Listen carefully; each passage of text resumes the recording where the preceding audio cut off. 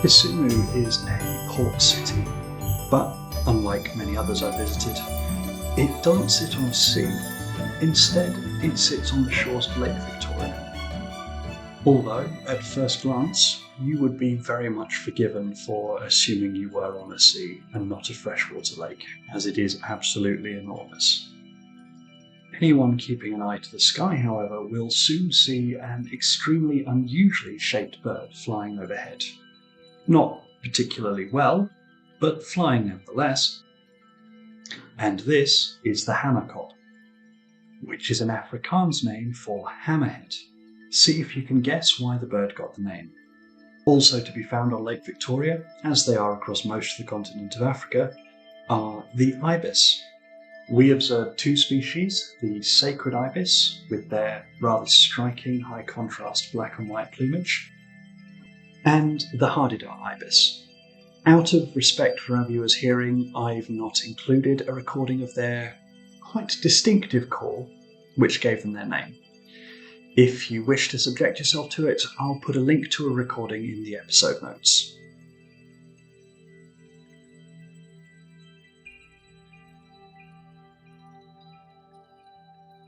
I initially mistook this black crake for a common moorhen and considered it very lost because they are normally found in Europe.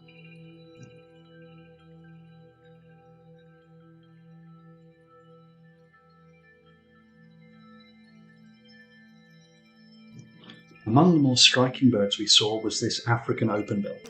They get their name because their bills do not close fully and leave quite a prominent gap.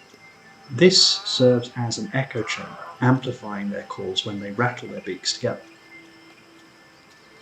But for a bird that needs no amplification, this sandpiper actually joined us on the boat whilst we were travelling around the lake, and screamed continuously.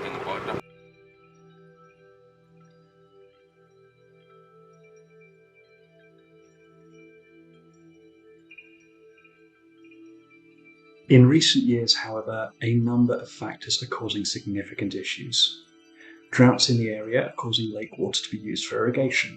Not itself an issue, but the water used thus is warmer and eventually flows back into the lake along with significant fertiliser runoff.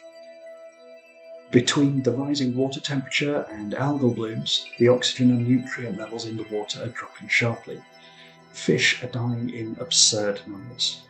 To get onto our boat trip out across the lake, we jumped across a literal carpet of dead fish, and we saw a number of birds scavenging directly from the dead and rotting corpses along the shore. There clearly are still some live fish in the lake, but the residents of Kisumu, human and animal, are in grave danger.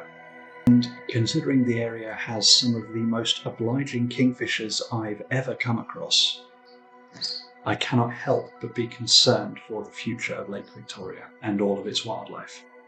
Slightly smaller than the common kingfisher found in the UK is the Malachite kingfisher at about 13 centimetres long. They do stand out immediately though because of their striking and vibrant coloration. Not much less striking in appearance is the woodland kingfisher. Often, the first you'll see of these is a bright blue streak as it disappears through the trees near the lakeshore. If they do sit still for long enough for you to actually observe their features, their most striking, at least to me, is the bicoloured bill with an often vibrant red upper mandible and a glossy black lower. The largest kingfisher we saw in Kisumu at least is the pied kingfisher. Perhaps obviously named for their black and white coloration. They can reach up to 25 centimetres in length, which is nearly double the Malachite kingfisher, the smallest we saw on Victoria, and more than half again the size of the common kingfisher found in England.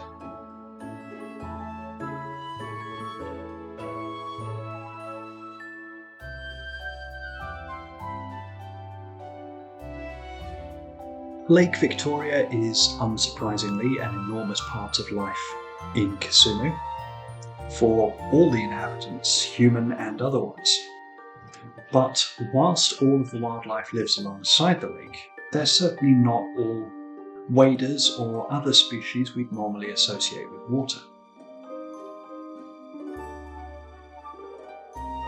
This olive sunbird is among the less striking members of the family, but here you can clearly see it eating an insect, which, whilst unusual for the family, is not entirely unheard of. But this bronzy sunbird is demonstrating their more normal diet, which is that of nectar.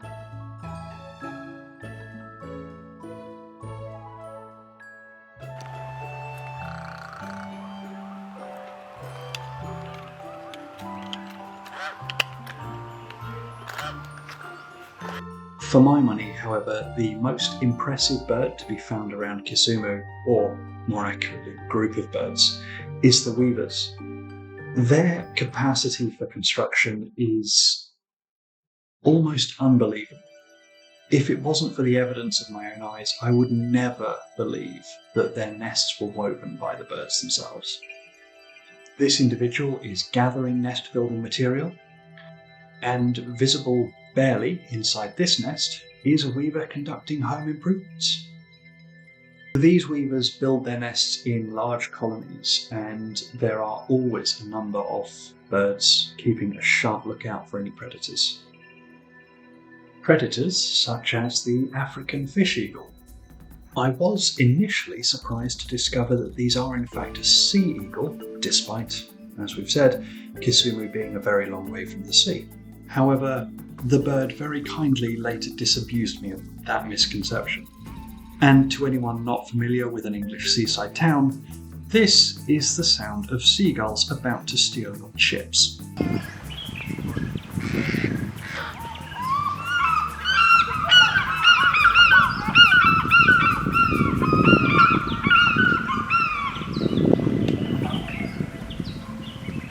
The black kites on Lake Victoria present something of an anomaly.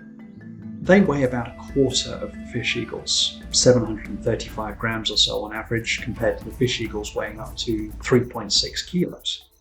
But the black kites are no less respected in the air. The small birds certainly avoid them, but even the eagles avoid the black kites, and this perhaps gives some example of why. The mammals of Lake Victoria are no less significant, although less in number certainly. One of the largest mammal species on the planet, behind only the elephant and the rhinoceros, Hippopotamus are classed as megaherbivores. And in almost every instance, if you can see one, there are plenty more nearby. Despite their name translating from ancient Greek to horse of the river, the collective noun for hippopotamus is in fact pod, which perhaps reflects their aquatic lifestyle, although they are considered terrestrial mammals. While we took care to avoid disturbing the pods whenever we found them, unfortunately not every boat carrying tourists was quite so respectful of them. While it looks as though we got very close, I would like to say that we were shooting on an 800mm lens to get the close-up shots. While the hippopotamus found in Lake Victoria are around about average sized, they're still 1,500 kilos, and I would not want to offend them by getting too close.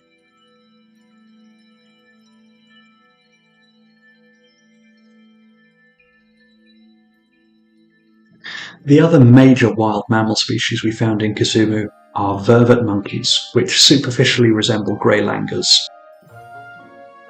Living in large groups of up to 70 individuals, these social and intelligent animals are, unfortunately, often used as models for human neurological conditions such as anxiety or alcohol dependency. Apart from the obvious difference in size, the similarities between our two species are very striking. They communicate with a complex vocabulary. They use gestures and other non-verbal communication methods. They play, or roughhouse in the instance of these two youngsters.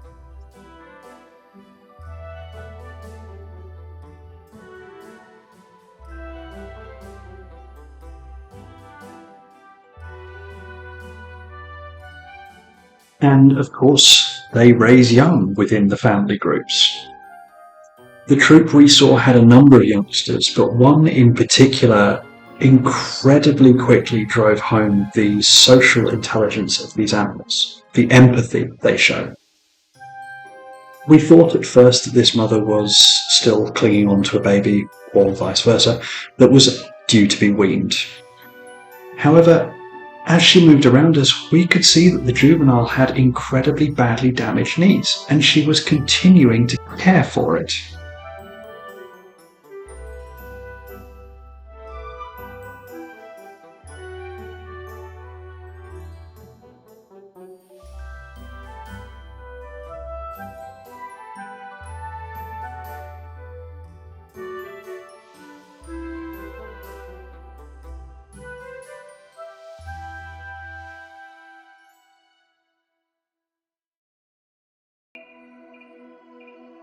Even though this troop of monkeys is clearly not being used for any sort of animal testing, it is unfortunately the case that the human world still impinges on theirs. This individual is clearly tucking into their conventional diet of fruit. However, this female has clearly found herself some refuse and was eating the scraps found within for preference over any other available food. Not only that, but she behaved quite aggressively when another vervet came by to inspect her meal. Thankfully, she was not aggressive to the youngster who followed.